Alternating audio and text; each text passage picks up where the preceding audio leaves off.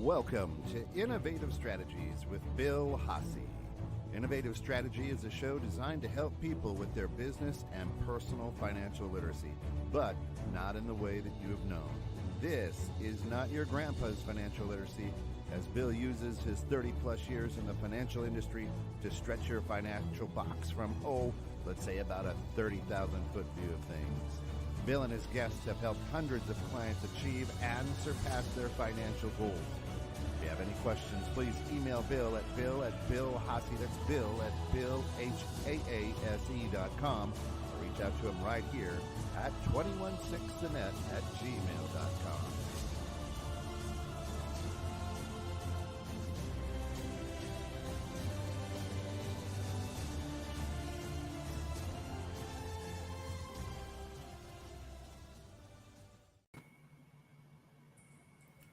Good morning, Drew. How you doing?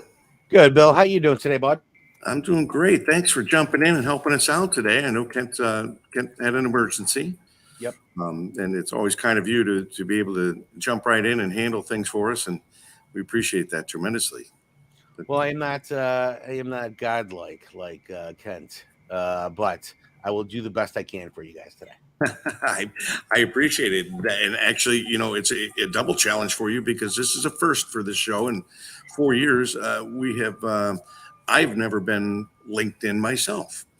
I've always been in studio. So this is a first because you're out there in McHenry, just out Chicagoland area. I'm down in Dallas, and our guest, Orly Amor, is here from New York, but in 3 days she'll be in Florida.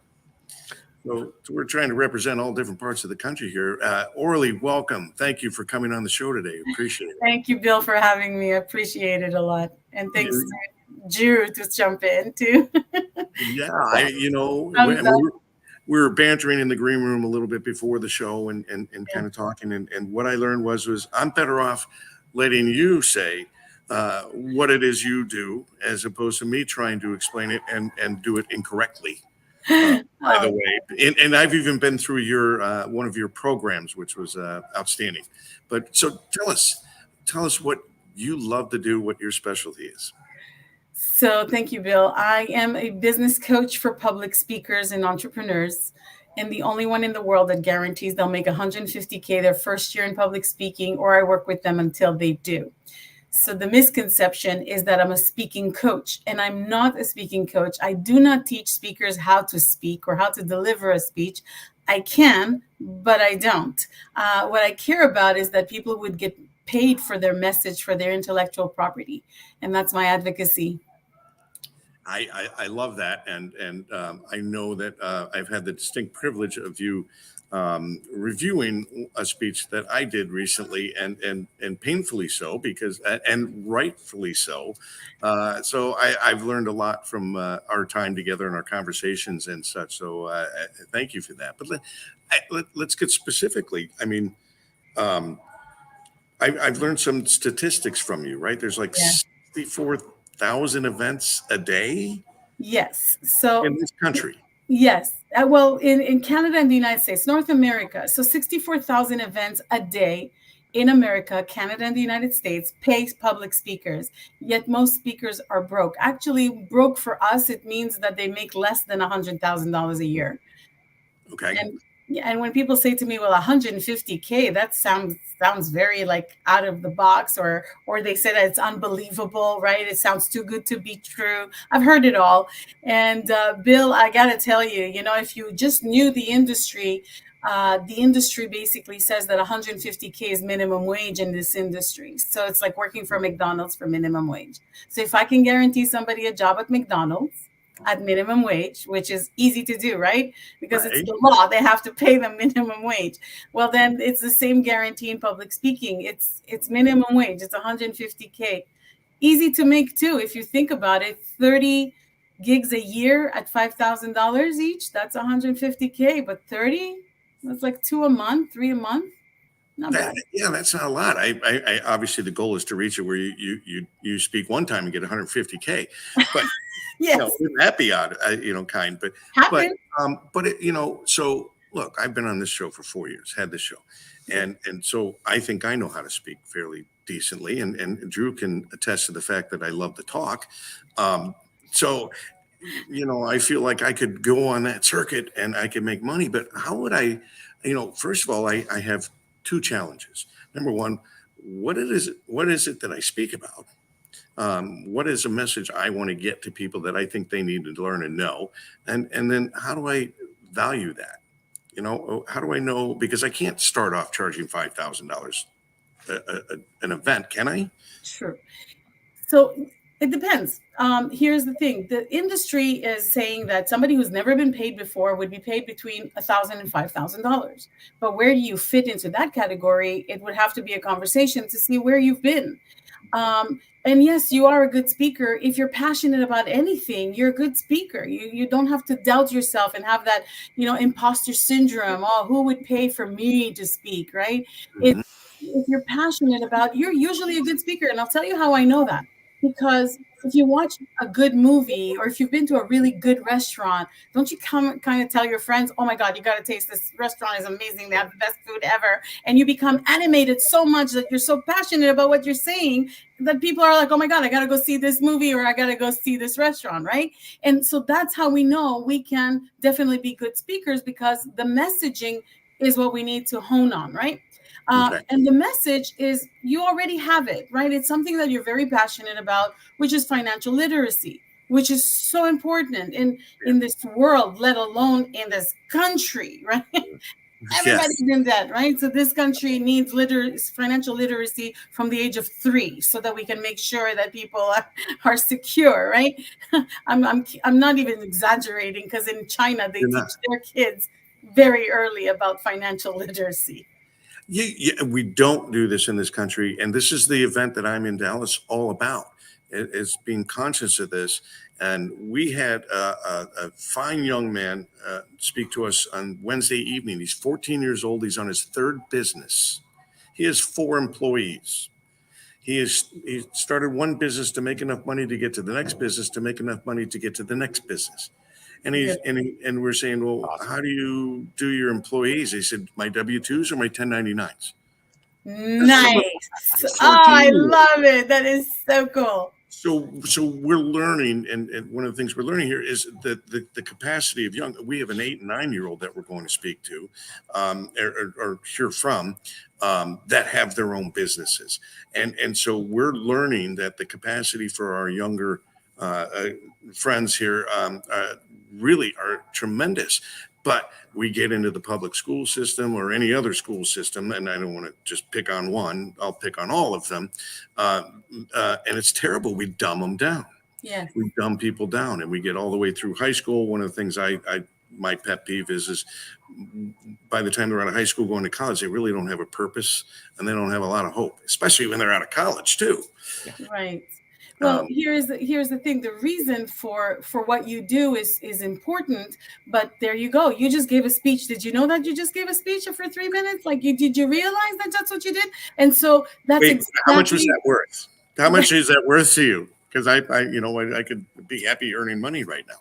I'll put exactly. $10 on that. And that is my point. My point is Put that that on you my can be tab. paid for it. Well, but so I don't want to focus so much on that. I want to focus Right. on you and your business, Right. and Well, so how do you guarantee? And let me point out to folks that when Orly says she guarantees it, it means, yeah, is there a cost to learning from her? Yes, absolutely. There's a cost to learning how to do things in life, but that cost is finite, and she stays with you beyond that if it is needed, right. right? Well, So it's for life. So I always say to people who want to work with me, I'm like, you got to really want to work with me, because if you don't like me, do not hire me, because you only pay me once. I don't have anything else to charge you. So we're kind of married. If you ever do decide to work with me, my condolences in advance. You have me for life. So that's what I say to people. well, yeah, I mean, there's no question you're tough, you're diligent, and you're focused. These are people you want to work with. These are people Thorough. who are motivated to make you better because you're trying to get yourself to be better. And if you know anything, you know that we always need help from others. Yes. We cannot do everything on our own. But I love the fact that you're saying for life, because a person like me may be challenging. I might get it. You said I just did a speech and I didn't even know it. Right. So I will have to, Drew, send me the recording, will you? So I can Yeah. play it over and over and say, Yeah, you Yeah. can watch yourself practice in the mirror, do whatever you got to do. Right. I have a question for you. Sure. Really. So most, and I found, and correct me if I'm wrong, but most great speakers are really good storytellers. Right. And so, I use, $1 million words like stuff and junk. So, me being on a speaking circuit, probably not so much, but I am passionate about a lot of things. And I could talk about an apple for about an hour. Right. Now, what is your story? What made you want to do this? What brought you to this point? That is a very good question, Drew. But I'd like to address one thing that you just said, that most speakers are storytellers. Well, here's the thing: facts tell, and stories sell. So that's why you want to be a good storyteller. But what is a speech anyway? Make a point, tell a story, or tell a story and then make a point. The goal is about education and edutainment. That's right. In this industry. That's really where it's at. And I started speaking in the world of property management. So I've been in property management for 25 years. I was in property management for 25 years. I know I don't look it. I'm 56 years old. Let's get that out of the way. But I was in property management for 25 years. And in my late years of that, I started speaking to board of directors of condo and homeowners associations in Florida, and I fell in love with speaking. And one day, my girlfriend called me up and said, I need you to come and speak at this women's shelter. And I said to her, what do you want me to speak about? Property management? Like, I thought it was a joke, to tell you the truth. And she said, no, silly, I want you to come and tell your story. And that's something that I was actually hiding from everyone. I didn't want to share my story. There was no way I was going to do that. So I don't know about you guys, if you have an annoying friend, but I have an annoying friend, and that's Several. her. And she called me every single day for 3 weeks. Are you going to do it? Are you going to do it? And after 3 weeks, I really got fed up. So I said, well, why do you want me to speak? Like, there's other people that speak on this subject matter. And she said, well, you have this bubbly personality. Every time we go to networking events, everybody hugs you. People who don't even know you hug you. You're like a social butterfly. Come and tell your story. And you're living a lifestyle that most people dream about. Come and tell your story and give these people hope. So it took a while, but I said, okay, I finally said yes. And I went to the shelter. And after I gave my speech, something happened that I never experienced in property management. And that was the fact that there was not one dry eye in the place at all. So when I came off the stage, these girls were coming to me, women were coming to me, hugging me. Thank you for coming. Thank you for sharing. Thank you for giving me hope. And some of them were coming up to me and crying. And so one of them especially, she came up to me and she took a piece of paper out of her pocket and she showed it to me. And she said, this is how I was going to kill myself this morning. In fact, I don't even remember driving from my house to the shelter. In fact, you see here, that's not where I was going. But I heard you speak and I want to live. I just need you to show me how. Wow. That's powerful. And that is when I realized that my story can change people's lives. But at the same time, it was not like, wow, this is cool. It was like, wow, I just saved someone's life. And at that point, I was like, screw property management. You get it? Like, it was so that I'm done with that. I want to do this for the rest of my life. So I'll give you my story in 18 seconds so you don't put a question mark in your head. I was a beaten up child. I was molested 4 times before the age of 14. I was raped 3 times before the age of 22, twice gang raped, 9 months apart, left for dead. I was also married to a very abusive husband, both mentally and physically. And as a result of that, I had 4 abortions and I gained a morbid amount of weight. I was 428 pounds at my heaviest. So at this moment, I can tell you that I had to shake that off and do my own journey of mindset mastery, which now I teach. And then I also had to lose weight. So I lost 230 pounds and I finished my MBA and my law degree. And so all that came from saying, no, I want to help other people. Well, so Drew, how do your problems look now? Mine was minuscule. Yeah, I got it pretty good right now. Drew, did I answer your question? That and then some. You made my heart drop a little bit. That was you're an amazing person.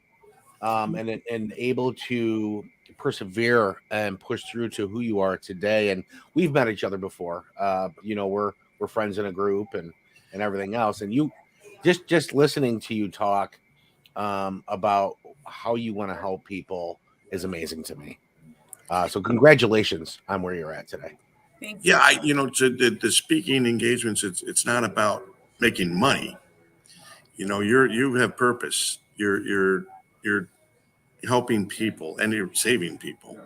And I love that. But when you get into the events, I remember you talking. We were discussing how you would go to events as a speaker, and other people were there and they weren't getting paid. And then when they learned that you were like the only speaker there who was getting paid, you're like, why wouldn't I? Why would I do this for nothing? So can I tell that story? Can Please. I tell that? Yeah, it's a very, very cool story. So, and this is really from my beginnings of coaching. Why did I even start coaching? Because in the beginning of 2010, I told my business coach, and by the way, don't ever hire a coach that doesn't have a coach. But my business coach, I said to him, I would like to impact the lives of 200 million people by 2025. I won't bore you with the conversation and how we got to that. And this is because when people say to me, why 200 million? Why not 2 million? Why not 1 million? I tell them, if they ever read the book Think and Grow Rich by Napoleon Hill, there's a story in there about Gandhi leading 200 million people harmoniously for the fight against hunger and violence. And if he did it with no internet, can I do it with internet? So it became my vision for my 200 million. Actually, right now we're at 168 million. Not bad. So we might make it we might make it. Well, that's the point. What? We're getting close to that, aren't we, with listeners, Drew? That's awesome. I'll no comment. we're up there, but we're not up there. That's awesome. So the cool part about it is that a few months later, actually what happened in my brain was, okay, I committed to this now. And in my head, I was thinking of two quotes, one by Les Brown, The How Is Not Your Business, and one by Sir Richard Branson, when an opportunity knocks, say yes, figure it out later. So I'm like, okay, that's how I built all my companies, by the way. I just jump in and like, oops, what did I do, right? But it's okay. And then you live through the pains. Yeah, I mean, and so in the trading pits, we used to say, make the trade, manage the risk. In other words, make a decision, get involved. Don't sit there and be frozen and trying to figure out what to do. Make the trade, manage the risk. But I don't want to dismiss the life experiences you've had to endure to get to where you're at. I mean, because it all has, it's interlocked, right? I mean, it's sure. It's what you've gone through is beyond. This is not normal, right? This is extreme life experiences that no one should ever have to endure. But you did, and you found purpose. Yeah. You found hope. You found focus. You moved from one world to another world without intent, right? It kind of brought you in. So I'd like to continue on that path of what you mentioned earlier so that people understand where the story comes from for me coaching even speakers, because I never wanted to coach. Just so you understand, I do have coaches. I just never wanted to coach anyone because I was going to be not one of those that deals with excuses or deal with people not showing up or not doing their homework. And I was not going to do that. That was my purpose for not wanting to coach. So I was traveling all over the world speaking. And in May of 2010, I had a bunch of speakers who are friends of mine around my pool in Florida. I was living in Florida already for 10 years. So they were at my pool and we were having a barbecue. And at one point I hear them talking about not making money in this industry. And I said, well, guys, what are you talking about? Minimum wage in public speaking is $150,000 a year. And they're like, are you crazy? What's wrong with you? Some of us make 30, some of us make 50, 60, 80, 100. That's pushing it. 150? You're out of your mind, Orly. And now they're in my house, right? So in my head, I was thinking, okay, you do you. I'll do me. And they hate when I say that, right? And in my head, I was thinking, well, thank God I didn't tell them that I triple that.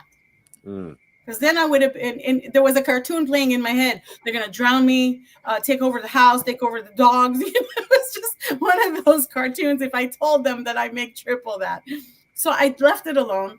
And and then I did a tour in Europe right after that for 7 countries. And when I came back, I was hired to speak in Arlington, Texas.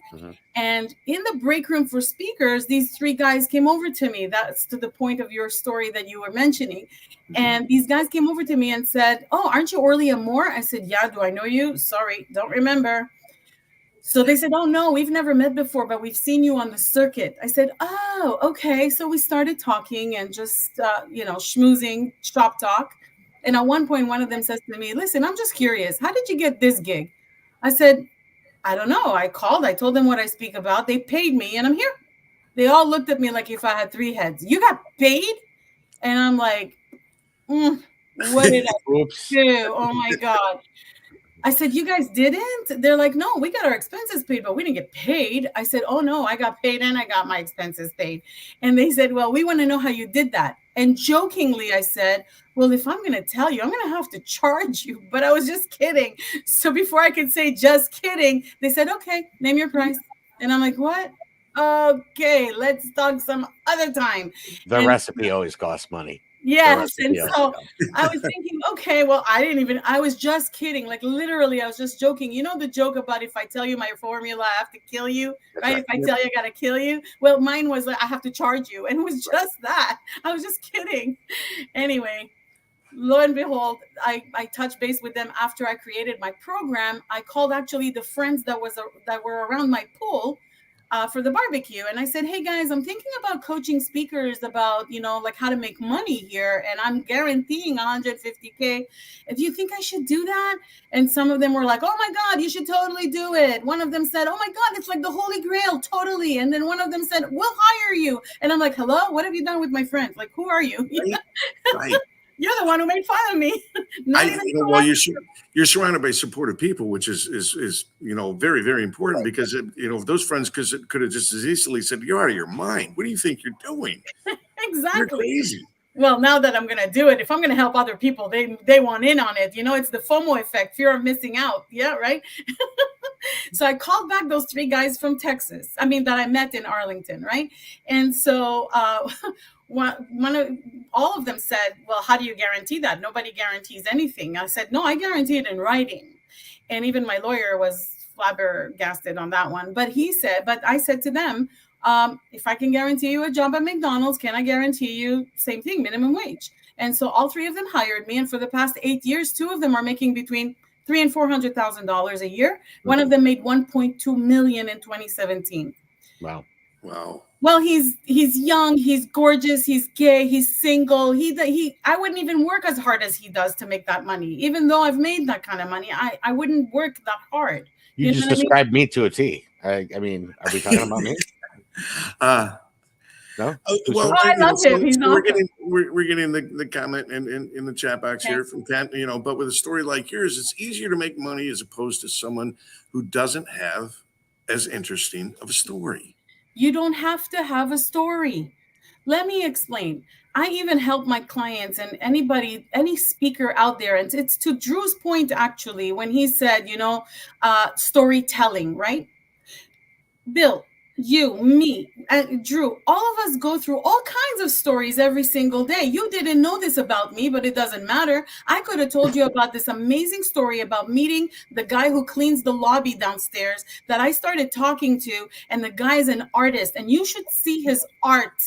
And what does that teach me? That you should not take anybody for granted. You see people walking right by you. You have no clue who they are. The guy's cleaning and putting out the breakfast every single morning. And he's there now and he's dedicated. He said that he's been working here 6 years and he's only missed 2 days of work in 6 years. He's never called in sick. That is huge to me, right? Like, look how much I learned about the person that just passes by every single day and nobody pays attention. And people need to understand that every day we live things that can be really good stories and lessons learned. You don't have to learn from a boo-hoo story and, oh my God, I broke my leg. I fell off the roof, which actually one of my clients fell off his roof while pressure washing. He had 60 surgeries. He has more pins and needles in his body and metal things in his body than I know of. He's probably the bionic man, right? And he's one of my clients, but you don't have to have that story. He's also an amazing businessman who built a humongous company in tech. And so all of this has nothing to do with anything. And you should see him sending me a little video of him proposing to his girlfriend. I mean, let me tell you, stories we don't lack stories in our life. If we have kids, we have stories. If we ever got a job or lost a job, we have stories. If we have, if we had a girlfriend and we broke up, we have stories. If we ever got divorced, we have stories. The stories are around us and the lessons learned are there. So no, you don't have to have a boohoo story. That's why I don't like even share mine sometimes, because I just say, if they want to know, they'll ask. But otherwise, it's not a comparison or a competition of stories. A lot of people want to compare. Exactly. And that's a problem. They say, I don't want to share my story because Orly's story, man, I can't even touch that. You don't have to. No, your story absolutely. is your story, and nobody can tell your story like you can. That's right. And as long as your story contains it's a lesson, it's a lesson, and there's facts, right? Right. You're not just gaslighting. Right. Otherwise, you start tainting who you are as a person by doing so. Sure. Absolutely. That goes back to facts tell and stories tell. Right. I love that. I love that. I did have one question, and it kind of getting off of the track a little bit here, but you talked about when I got paid and I got my expenses covered. Yes. So those are two separate things. So if I'm looking to go out and be a speaker, that's the things I want to negotiate is, there's a fee for me to be there. And then there's the cost of getting me there. Right. In my program, I also teach you how to negotiate that, because the thing is, sometimes it's okay if they pay me $10,000 and my flight is $200. I'm not going to really hold them to the $200 flight. You see, so there's a give and take. You got to help the event planner too. You cannot just take for granted that you need to show up, and because you're the speaker, it's an ego booster. I do not have that. It's not an ego for me. My ego was left at the door when I speak to an event planner. How can I support the event planner here? Because they did a survey on the most stressful jobs in America, Canada and the United States. It's the ABC that did this survey. And out of 100 most stressful jobs, number one was military jet fighter plane pilot. Understood. Which my cousin was. Number two is air traffic controller.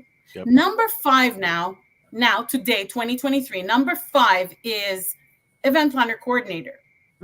Oh, wow. Okay. Not far. I mean, first of all, top five, not top 10. And top five after what?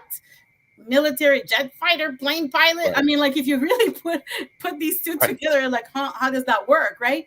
Well, you need to think about what they're juggling. They're juggling the speakers, the venue, the AV, the attendees, the employees, the volunteers, all of it, right? The banners, the decorations, the whatever. The program, they have to put it together, and you have to have respect for them, because what I teach in my program is how you can make more money from one event than you'll ever make in a year.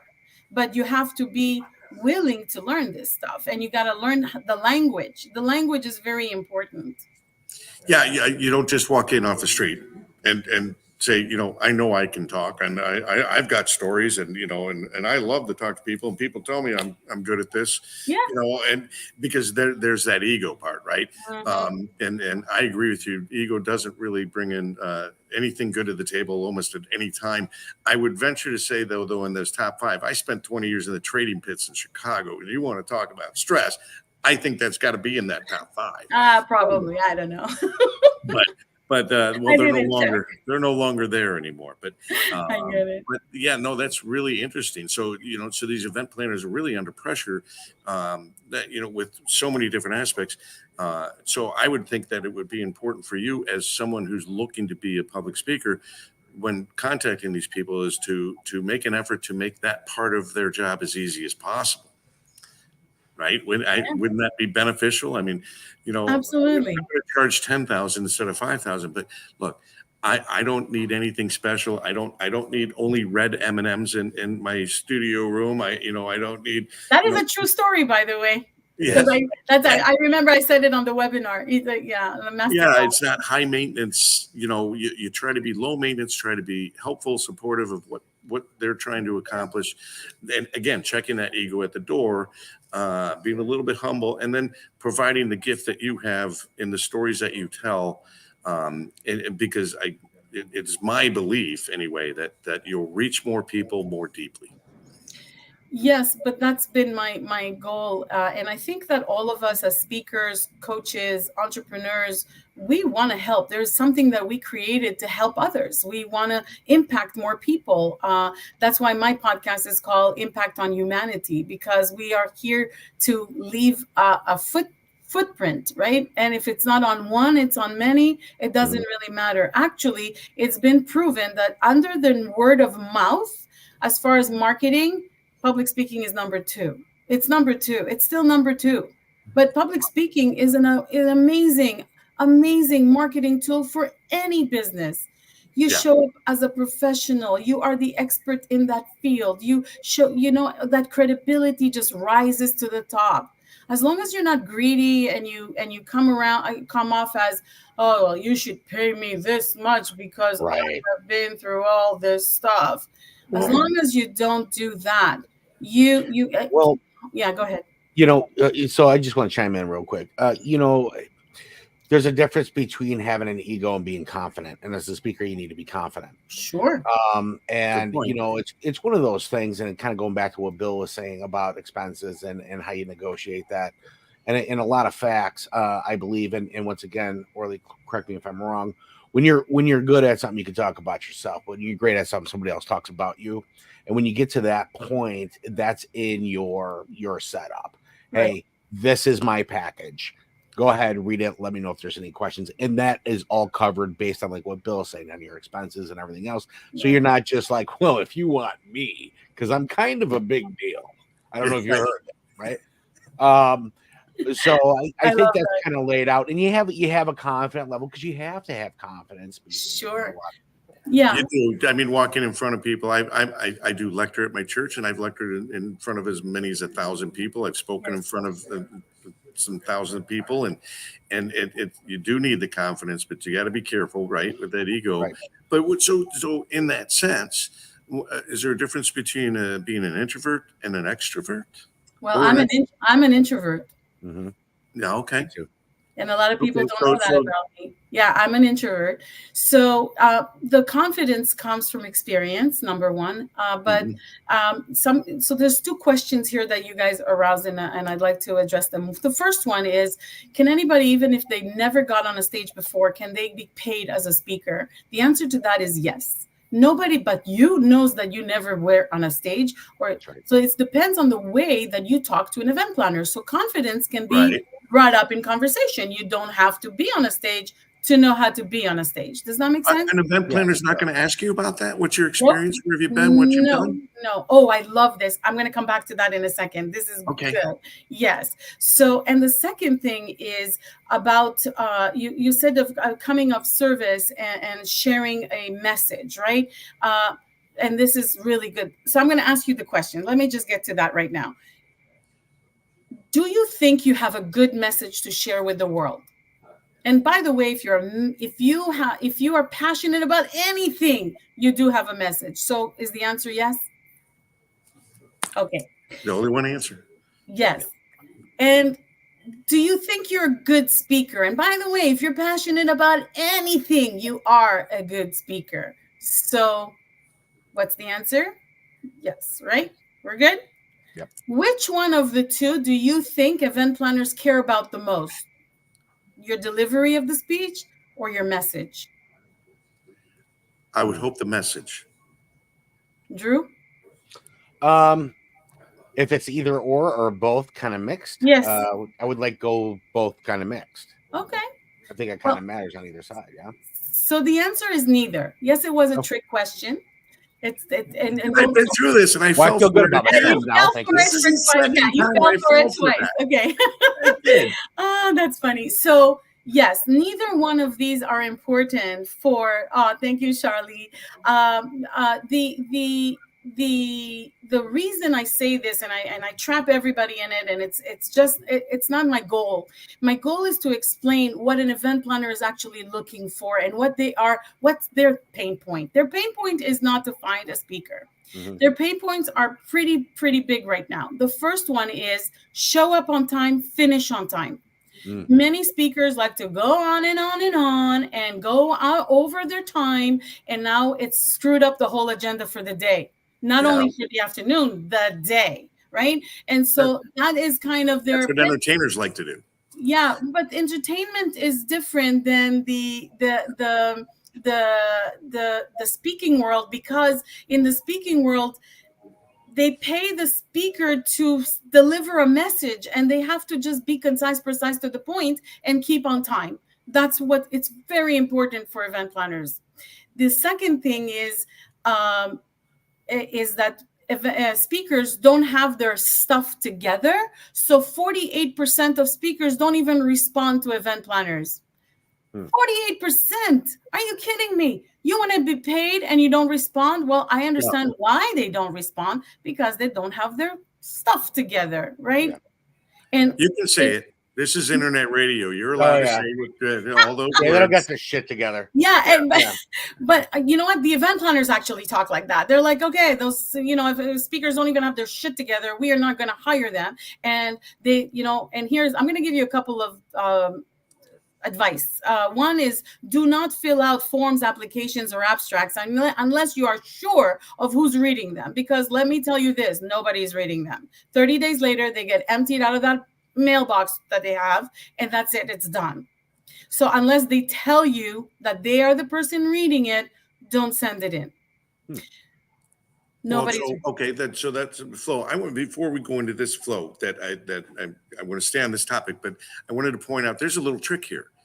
You brought it up with Shayna saying the M&M insert in the contract when I talked about only red M&Ms. And if you could bring that back up, Drew, she said that was just to ensure that the contract was read in its entirety. That's a trick. That's an industry trick. That's very, very smart. Because most people do not read. And the reason for this is because we know most people don't read through contracts, right? We don't read the fine print. Nobody does. We sign up. You sign up for a new service or something, and you just check you scroll down, you check the I agree box, and you move on. We don't read any of that stuff. Right. But what if you had your own contract that you sent to them? And a lot of speakers ask me about that. They're like, why would I send them a contract? Don't they have to give me a contract? And I'm like, if you told them that you had a contract, believe you me, that they're going to kiss your feet because they don't want to deal with the contract. Why don't you send them one? And I show you how to do that with 2 pages, not 7 pages. They hate those big, long contracts that mean nothing, just stupid jargon that lawyers put into it for nothing. I had a lawyer that I sat down and I said, listen, we're going to simplify this thing because all this other stuff, I have a law degree. I went through the one that somebody sent me 8 pages. I was like, 8 pages, boom, boom, boom. I crossed off so many paragraphs that meant nothing. They were just jargon. period. And because people don't read them and don't understand them, they sign at the bottom dotted line. But what about just giving a contract that is simple? 6 sections is in mine. It's paragraphs. You can literally remove what you don't want. It's so easy. And that's why you give it to them. If you tell them, oh, let me send you my contract, perfect. You just save them a whole bunch of work. Again, all about the event planner, not about you, right? That's right. That's right. Yeah. And when you have your own contract, it shows the professionalism that you're actually putting into, and it highlights your standards and best practices. Right. Then that way, there's no question to it. You're not signing off on what they think you are. They're signing off on what you actually are. Absolutely. Which is awesome. Yeah. No, absolutely. I want to kind of get back on track because I want to get Orly to show some passion because clearly there's not enough here. I know. I know.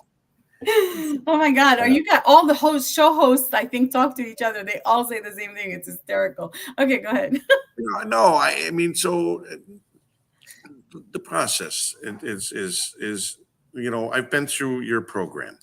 Not your big program. I've been through the gift that you provide a couple times a year to people to give them a taste and understanding of the processes and expectations.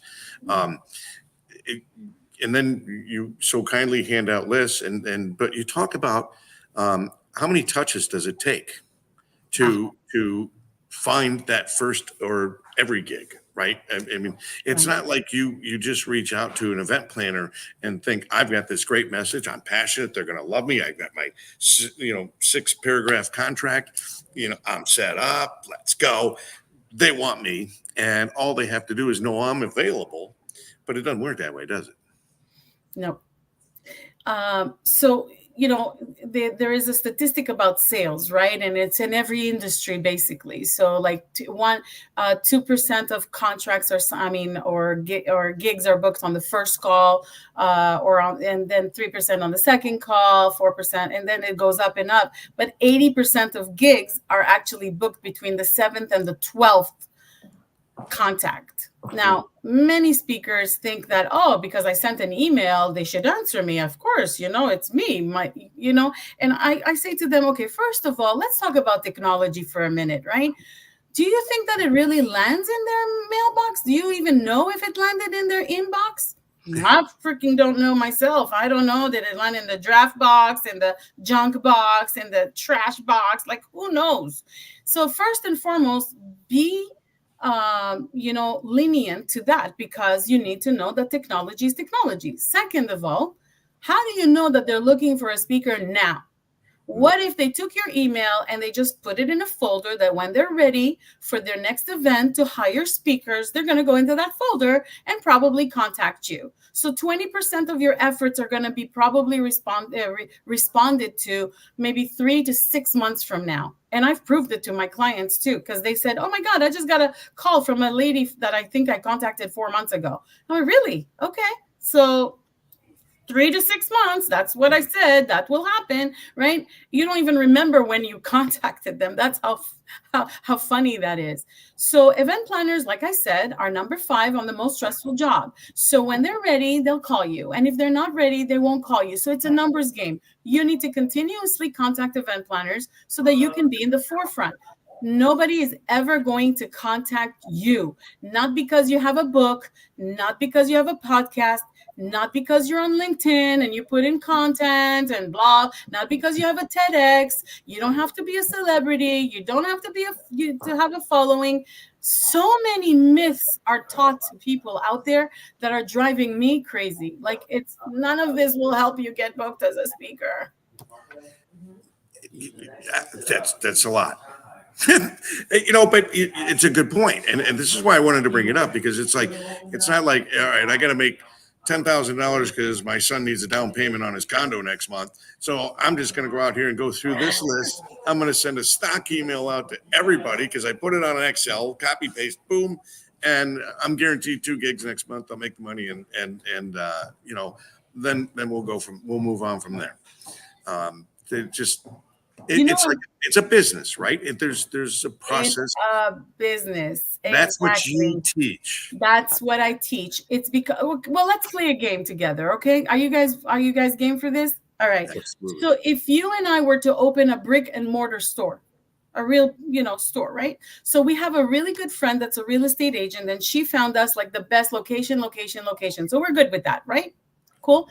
Now we're going to need a key to the front door. We're going to need to put the name of the store on top of the door. We're going to need to put the hours of operation on the door. And when we go inside, we're going to need an alarm system, probably a camera system, maybe a cash register, and one of those swipey thingies for credit cards or readers, right?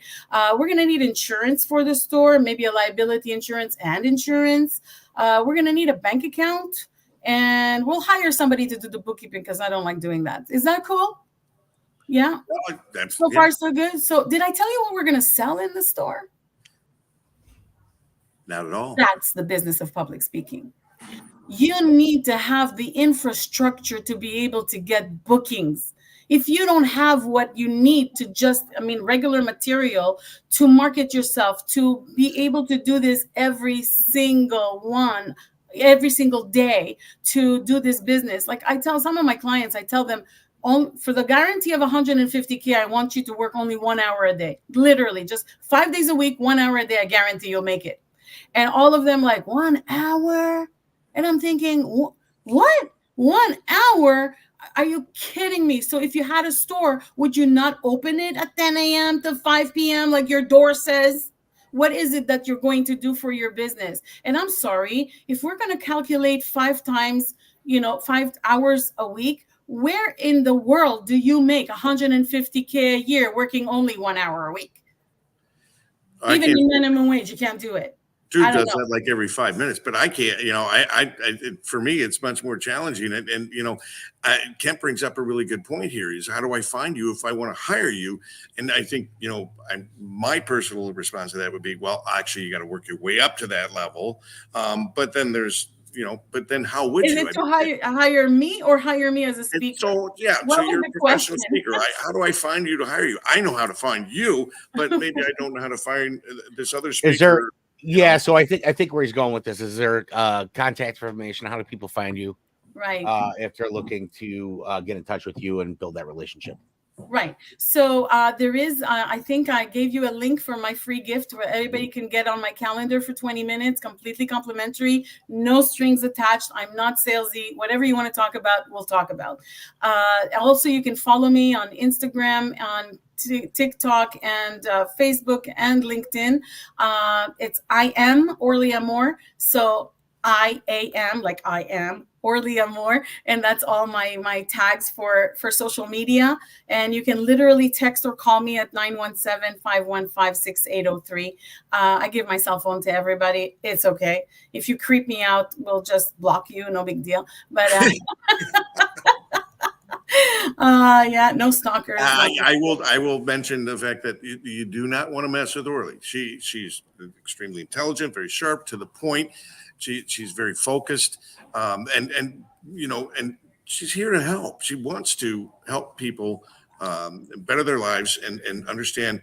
But this, again, we're talking about building a business, which is what this show is really about. Right. Is building a business. It's not about the money.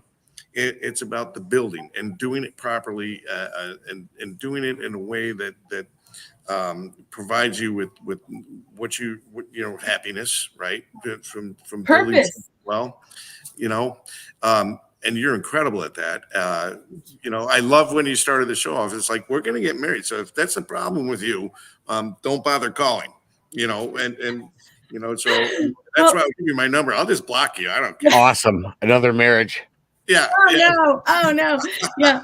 I tell people my condolences, literally. And some people say, well, really? I said, yes, because you're going to need me right after though I build your infrastructure and I position you in this industry and I make you the go-to person in your mission and message. Even though sometimes you're going to get a rebuttal. I teach you about rebuttals and how to answer them and so on. But sometimes you get a rebuttal from left field. I didn't even hear it. But for my book, I don't know if you see the book behind me. It's called Public Speakers, You're Not All That. 12 Reasons Why Event Planners won't hire you. I interviewed over 3,400 event planners for this book. And let me tell you, it took me 4.5 years out of my own time and my own dime. And what I've learned from them is exactly what not to do. And so, in order to get you there, I'm definitely passionate about the purpose of touching people's lives. It's, you gotta want this not for the money. The money will come. It takes time. Like when I started in this business, oh my God, I wanted to slit both of my wrists and my throat. I was just like, ugh, it's like pulling teeth. Oh, please hire me. But I never said it. I was just like, oh yeah, I can do that, And it was kind of, you don't have to fake it till you make it, but you do have to be confident enough that your message will change people's lives. And Yeah, that's all you need. So publicly speaking is very challenging for most people, right? It's a scary thing. And Number one, before death. For any number of reasons, right? They see right through us. I'm stumbling. I use the word all the time.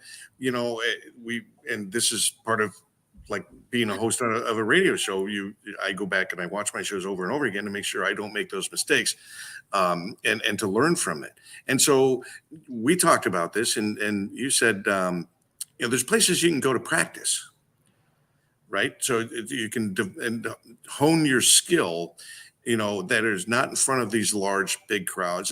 There's smaller crowds there, and then there actually are groups, different types of groups that you can go in public speaking, and they critique you and help you. Do you recommend that? Well, the organization like Toastmasters and other organizations are really great. Yes, they are. But remember that the feedback you're getting there is subjective. Everybody's taught the same skills. So everybody's giving everybody the same, feedback. Oh, you did 3 ums and you did 4 so's and it's okay. It helps you get over some of it, right? So that you don't do it too often. It's okay to do it. It's human. People take out humanity out of speaking. I gave a 90-minute keynote once. 90-minute, no PowerPoint. That is commendable on any level. Makes sense? The guy came up to me after I got off the stage and said, "Did you know that you had 8 so's and 3?" I'm like, "Are you kidding me?" That's what I felt like telling him, Well, that's a good point. So a couple of questions here, there, and that's actually, because typically when I have spoken in public, I don't use any PowerPoints. They distract from really the message you're trying to provide in my mind. That's how I say it. Yes. But there's, what about, can I hold cards? Can I hold notes? Yes. The answer is yes. A lot of people, see, I've heard you shouldn't. You're supposed to know that speech. So just to chime in on that a little bit. So here's the thing, it's not like golf where you have to remember so many things where you take that swing. Does it help a little bit? I would have to say so. I'm sure. But if you're taking away from the passion of your story because you have to try to remember all of these things, you're not coming off authentic. Sure. And I think authenticity is key in anything you really do. I agree. I'm not in the space where Orly is, but I know that. And you brought up a fact, Bill, before. It's like, well, aren't these event planners going to, want to see what you've done before? When the furnace guy comes to your house, do you ask him how many jobs he's done? No, because you assume that's what he does for a living. And so I think that if people are counting your ums and your so's, but you reached 98 other percentage of your story, then you still won the game. You're always going to get those. It's about how you handle those. And it's only one. Yeah. Of course. Yeah. You only need one. Great point, Drew. I'm going to use that. I like the fireplace guy. I really love that part. It's really cool. I want to say this, the only person that knows that you screwed up on your speech is you. It's you. Yeah. Nobody got a copy of your speech to know you screwed up. So don't worry about that. Don't take anything personally. That's a bigger thing. And I always say there's 4 things we can't teach speakers: personality, charisma, authenticity, and integrity. We cannot teach that to anyone, by the way. So if you have it, you have it. And if you don't have it, then do workshops instead of keynotes. But workshops are just as good as to make money. You don't have to worry about it. So you'll fumble a few times. Don't take the criticism as bad. It's just a learning curve. I remember one more thing before you have to go. I went on stage once. They introduced me. I've been speaking for a long time, and I fell. As soon as they introduced me, I came on the stage and I fell flat on my face. And the audience was like, "Oh!" Right? And the MC looked at me and he's like, "Are you okay?" From the floor, I looked at him and I said, "Yes." And then I looked at the audience and I said, "Are you guys okay?" And they all cracked up laughing, right? And that gave me a time to move to get up and shake it off. And I did get hurt, but the show must go on, and you don't have to tell them that you got hurt. It's about you being a professional. If you show up as a professional, I don't care how much you suck on stage, you're still going to come out good. That's my I love that. I love that. And you know, that can breed some confidence in those folks who are, including myself, who, you know, I've done this show for 4 years. I've spoken publicly, but when I sat there and after working with you in your workshop, and I thought, you know, well, what do I talk about? And I'm just like, okay, that's the scary part. Is okay, and maybe I know what I want to talk about. And what message I want to get out to people, because that's what it's about. That's what you taught me, was what message do you feel needs to be out there, needs to get out there, that you are the one who should be providing it. That was so key for me in that little study group that we did. Because I kept sitting there saying, well, what the hell am I going to talk about? I could talk about a lot of things, you know, a lot of experiences that you know, when I do talk to people, they find interesting. But does that mean I'm an interesting person? You know, yes. You know, that's an individual thing. Not at all, Bill. Not at all. Drew and I had an interesting conversation. You know, I wouldn't be me if I'm not poking fun somewhere. No, that's true. And Drew is much like Orly. He typically gets straight to the point and doesn't beat around the bush in any way, shape, or form. And I personally appreciate folks like that, because I think time is valuable, and other people's time is valuable. And our time here together has been so valuable. I know we only have about, oh boy, what are we down to? 4 minutes left here. And I don't know, Drew, can we get, oh, you don't have, I'm going to send you this. I don't think you have her web information on how to reach her. Yeah. And I want to get that to you, so hopefully that you can bring it up before we run out of the, I'm going to send it to you. Sure. What group do I know you from? I own Shared Connections. Oh my God. Cappuccino.